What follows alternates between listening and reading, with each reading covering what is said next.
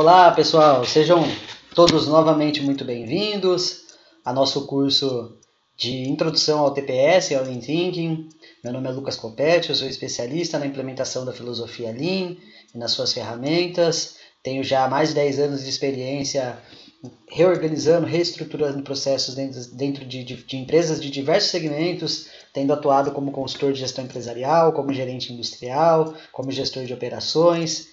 Meu objetivo aqui é facilitar a tua vida, é passar um pouquinho dessa minha experiência para que você possa aplicar essas ferramentas e esses conceitos no teu negócio, no teu trabalho, que você possa se destacar, ser reconhecido pelas suas entregas, ou até mesmo, se você é um empreendedor, se você é um empresário, que você possa ter resultado, ter fruto, usando essas ferramentas que nós vamos aprender e discutir aqui. Bom, pessoal, relembrando um pouquinho da nossa aula anterior, a gente, primeiro, quem não viu nenhuma aula ainda, eu recomendo fortemente, eu faço uma advertência a vocês aqui, confiram a primeira aula, onde eu mostrei um case falando sobre TACT, falando sobre gráfico de balanceamento de operações. É extremamente importante que a gente saiba dimensionar o nosso processo de acordo com a demanda do cliente. É importantíssimo que a gente saiba como fazer isso, e lá em 10 minutinhos eu explico, passo esse conceito para vocês. Tá aqui na tela o meu LinkedIn, né, aqui no cantinho. Então me adiciona lá, pode me mandar comentário, pode me mandar lá mensagens, e eu vou responder a todos vocês, e tenho certeza que também vou aprender muito com vocês e com a experiência de vocês. Então veja lá essa primeira aula. Na aula anterior, aqui eu faço um resumo. A gente falou sobre o desenvolvimento da produção em massa, a gente falou sobre os problemas que a produção em massa gera, né? E que lá em 1973, a chamada crise do petróleo colocou em xeque, né, a produção em massa, e mostrou que para alguns cenários a produção em massa não funcionava tão bem. E hoje a gente vai falar sobre o surgimento do TPS, né, do Toyota Production System. O primeiro ponto que eu quero trazer para vocês, e não é a título de curiosidade, é o primeiro conceito do Toyota Production System, nasceu lá em 1924, quando a Toyota ainda fabricava teares, né? Sakit Toyoda, o fundador da Toyota, ele é considerado um dos grandes inventores da história do Japão. Ele via lá a mãe dele tecendo, né, teares manuais, e ele dedicou a vida dele a desenvolver, né, esse tipo de tecnologia. E em 1924 ele chegou num tear completamente automático, mecânico, né, não tinha a tecnologia e sensoriamento que nós temos hoje, a eletrônica que nós temos hoje. Então naquela época completamente mecânico, mas automático. E você conseguia produzir, né, um tear de alta velocidade, que até então não existia. E o Sakit Toyoda, quando ele criou essa tecnologia, ele tinha um problema. O tear produzia muito rápido, né? Então o tear, eu já tive a oportunidade de estar dentro de uma indústria têxtil, você tem os fios de urdume e tem os fios de trama que passam ali pelo tear e vai fazer, né, aquela malha do tecido. E se um dos fios se rompe, você gera em toda a parte longitudinal do tecido, você gera um defeito. Então, quando um fio rompia, você tinha que ter um operador ali na frente da máquina para imediatamente após o fio rompido, ele parar a máquina, né, fazer a emenda do fio e colocar a máquina para rodar de novo, e um pedaço ali do tecido você acabava perdendo. Então exigia uma pessoa parada olhando a máquina enquanto a máquina produzia. E o processo era refém disso. Então o que ele fez? Ele criou um sistema onde o fio passava por um furo, num pente, né, chamado lamela, e aquele fio sustentava aquele pente levantado. Quando o fio rompia, aquele pentezinho descia e a máquina parava. Então ele criou o primeiro conceito do Toyota Production System no tear, né? Que é o que a gente chama de DOCA, né? É automação com um toque humano. Então é dotar o processo de inteligência humana à medida que, se o processo tender a gerar um defeito, né, ele é interrompido, corrigido, e a gente impede, né, a geração de um defeito no nosso processo. Então esse conceito do DOCA nasce lá em 1924 com o tear automático, né, do Sakit Toyoda. Em 1926, 29, o filho do Sakichi Toyoda, o Kichiro Toyoda, ele vai patentear esse tear nos Estados Unidos. E ali, pessoal, ele percebe o movimento da indústria automobilística. Lembra que a gente falou, né?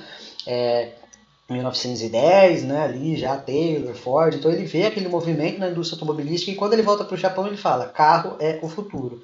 Né? E aí a Toyota começa a trabalhar os seus processos, né? Começa a criar dentro ali da fábrica de tear uma área de engenharia, começa a desenvolver equipamentos para fabricar automóvel.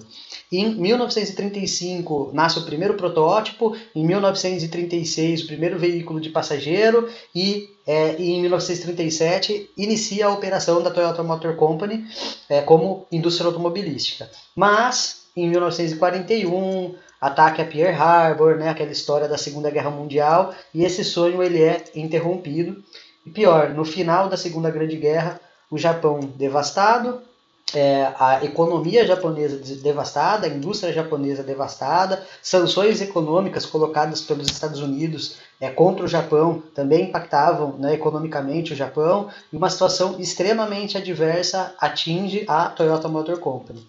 Então, o Kichiro Toyoda, até então à frente da Toyota, ele entrega a missão para o Eiji Toyoda, né, seu primo, de reconstruir a Toyota. E mais do que isso, ele fala que se a Toyota não alcançasse os níveis de produtividade e tecnologia americanos em 3 anos, a indústria automobilística japonesa não sobreviveria. Nem tinha nascido e não sobreviveria.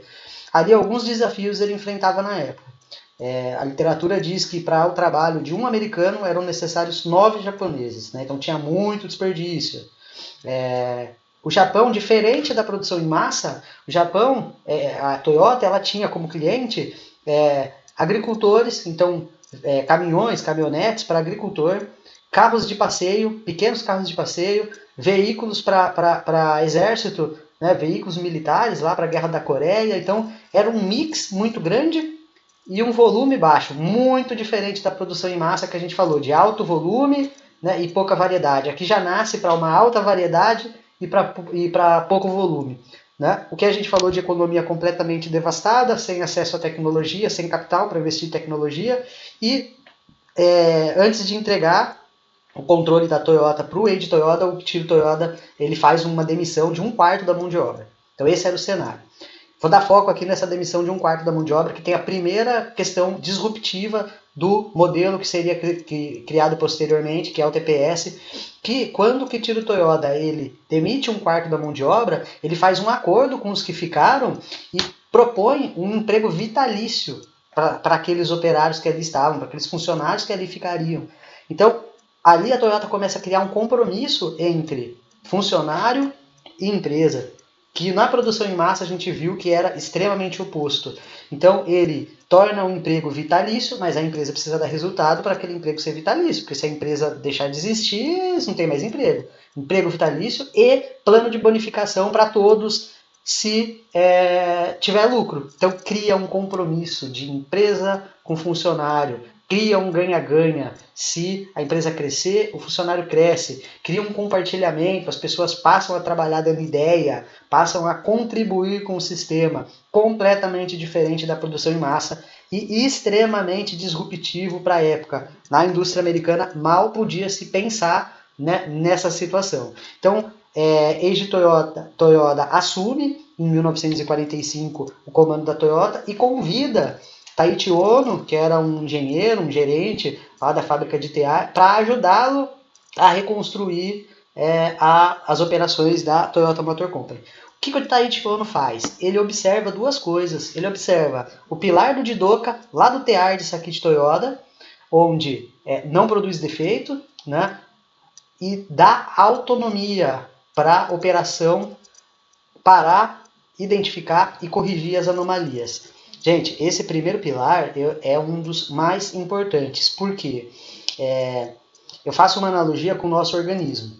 Se a gente está com algum tipo de infecção, né, algum tipo de situação acontecendo conosco, com a nossa saúde, o nosso organismo, de uma forma autônoma, ele começa a trabalhar para resolver o problema, né? Então, começa a dar febre, se é uma infecção, né, na garganta, começa já ali a acumular, né, uma secreção, ali os organismos vivos, né, os anticorpos, aqueles organismos de defesa do nosso corpo, ele já começa a ir lá tratar aquela situação para poder não deixar aquilo chegar numa situação fora de controle. Então, há uma atuação autônoma do nosso corpo para combater aquele problema. E o que foi criado nesse pilar é exatamente isso, fazendo essa analogia. Então, cada pessoa na sua atividade, ela tem que saber reagir aos problemas. Então, ela tem que identificar, tem que saber o que é problema, né? Tem que saber o que está fora do padrão, o que não está padrão, tem que ter autonomia para corrigir. Então, eu ouço muito falar assim, o pilar do Jidoka é identificar o defeito, parar e corrigir. Ou o pilar do Jidoka é o Pokayo, que é o dispositivo à prova de falha. Sim, tudo isso está dentro do conceito de Jidoka, mas é muito mais que isso. É criar uma organização que tenha um funcionamento autônomo, assim como é o nosso corpo para nós, que reage aos problemas, reage aos desvios, corrija a situação para que não se torne um problema grave. E isso tem que acontecer todo dia, tem que acontecer a cada minuto. Então aí entra todo aquele conceito, né, de gerenciamento da rotina, né, de cadeia de ajuda, né, tudo o que deve funcionar para, mediante um problema, haver uma solução e uma melhoria como resposta. Então, Taiichi Ohno observa o conceito lá do TEAR e trabalha esse conceito na veia das pessoas, na veia dos profissionais, no mindset de cada um.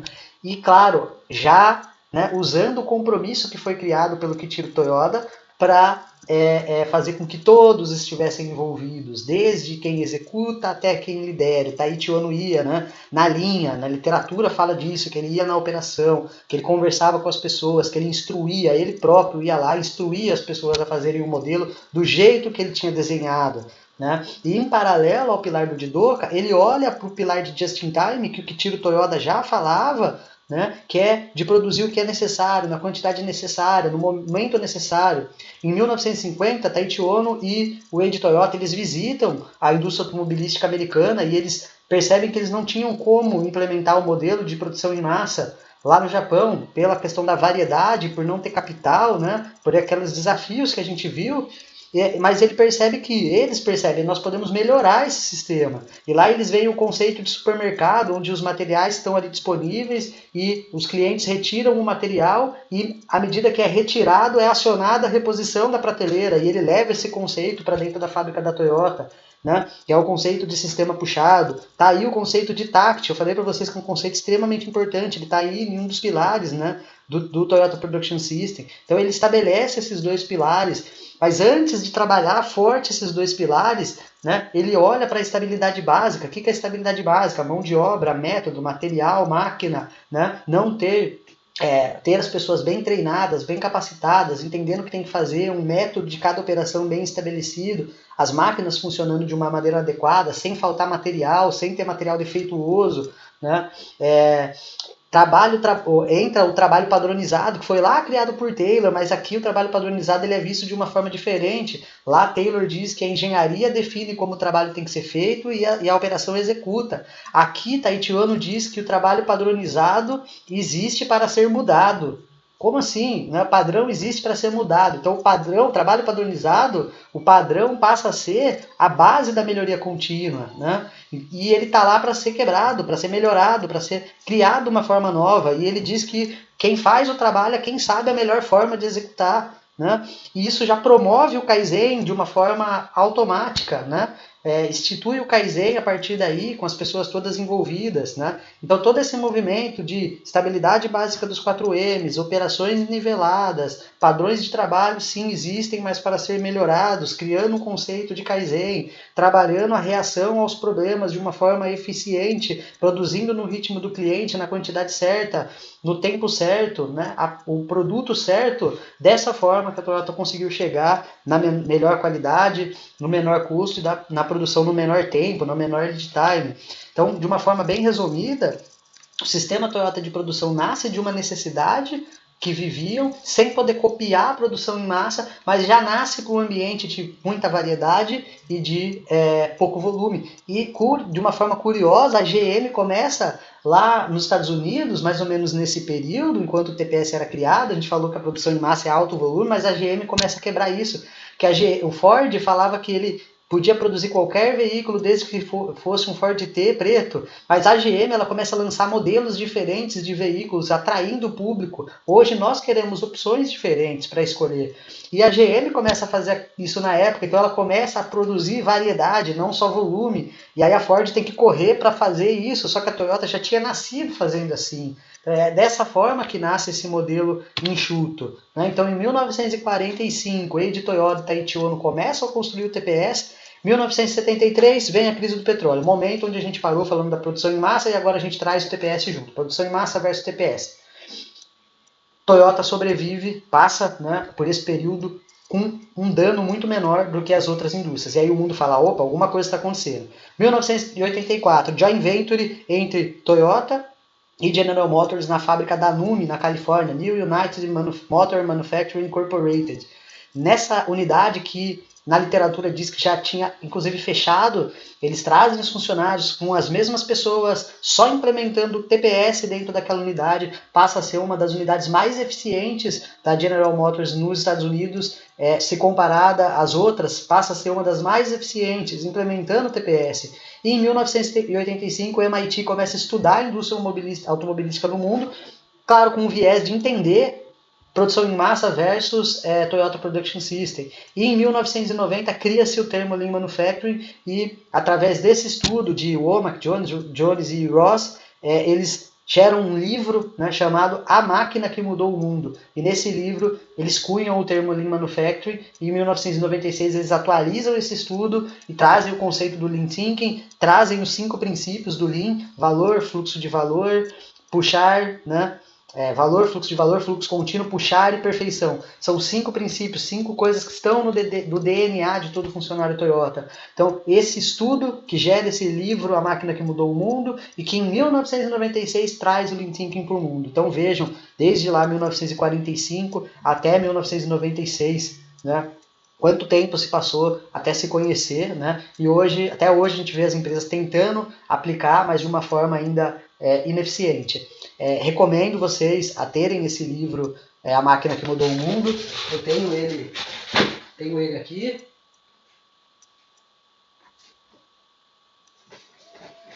Então, é esse carinha aqui. É um livro bastante técnico, mas que explica muito bem, né, tudo isso que a gente falou aqui. Convido vocês para a nossa próxima aula. Eu quero trazer 2 conceitos importantíssimos. Aí, agora acabou a história, a gente vai falar só de ferramenta. A primeira é como treinar as pessoas, né, porque a Toyota construiu tudo isso lá em 1945 e até hoje funciona. As pessoas que estavam lá em 1945 não estão mais. E como é que continua funcionando? Como é que continua evoluindo? Significa que a Toyota tem conseguido passar o conhecimento através das gerações de forma com que o sistema não se perdesse. E muita indústria, muita empresa, quando passa de geração para geração ou de gestão para gestão, perde muita coisa e aí vem muita coisa nova, mas perde o que era bom. A Toyota não, ela mantém. Como que ela mantém? Então existe uma formação de pessoas muito forte. Então eu quero trazer para vocês o conceito de TWI, como que a Toyota encara o desenvolvimento humano, quero trazer a matriz de versatilidade, vou mostrar essas 2 ferramentas de uma forma bem prática, de como implementar, de como aplicar, para você ir incrementando esses conceitos e essas ferramentas e aprendendo a usar. Então eu espero você, até a próxima, grande abraço.